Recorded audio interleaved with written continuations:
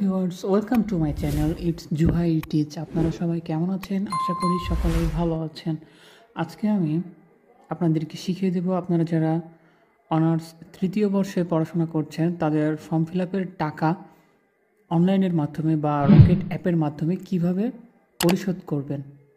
So আমরা যারা আপনারা রাজশাহী কলেজে পড়াশোনা করছেন, আমি রাজশাহী কলেজের পেমেন্ট সিস্টেমটা দেখিয়ে দেব। তো চলুন ভিডিওটি শুরু করা যাক। So guys, first of all আপনি রকেটে চলে যাবেন। রকেটে চলে গিয়ে এখানে আমার পিন নম্বর দিয়ে দিব, রকেটটা লগ ইন করবেন। লগ ইন করার পরে এখানে দেখতে পাচ্ছেন বিল পরিশোধ নামে একটি অপশন। সো বিল পরিশোধে ক্লিক করব।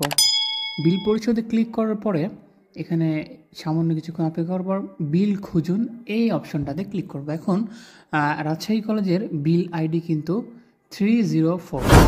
এই যে দেখেন 304 লিখবেন, তাহলে রাজশাহী কলেজের বিল আইডিটা চলে আসবে। এখন এখানে আপনাকে দিতে হবে স্টুডেন্ট আইডি। এখন অনেকের কাছে প্রশ্ন আসে যে স্টুডেন্ট আইডিটা আসলে কি?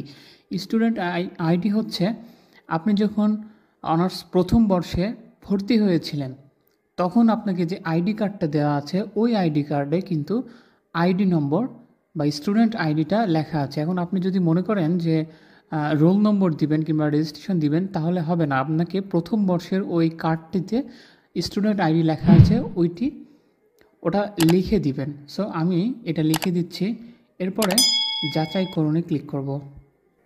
এই যে দেখেন এখানে কিন্তু নাম চলে আসলো এবং অ্যামাউন্টটা চলে আসলো। আমার অনার্স তৃতীয় বর্ষের যে অ্যামাউন্টটা 6,621 টাকা। সো এখানে ঠিক আছেতে ক্লিক করব। ঠিক আছেতে ক্লিক করার পর এখানে আপনার পিন নম্বরটি দিয়ে দিবেন এবং নিচে ট্যাপ করে ধরে রাখলে অনার্স তৃতীয় বর্ষের মোট টাকাটা কিন্তু আপনার পেমেন্ট হয়ে যাবে। সো গাইস, ভিডিওটি ভালো লাগলে চ্যানেলটিকে অবশ্যই সাবস্ক্রাইব করবেন এবং একটি লাইক দিয়েই পাশে থাকবেন। ধন্যবাদ।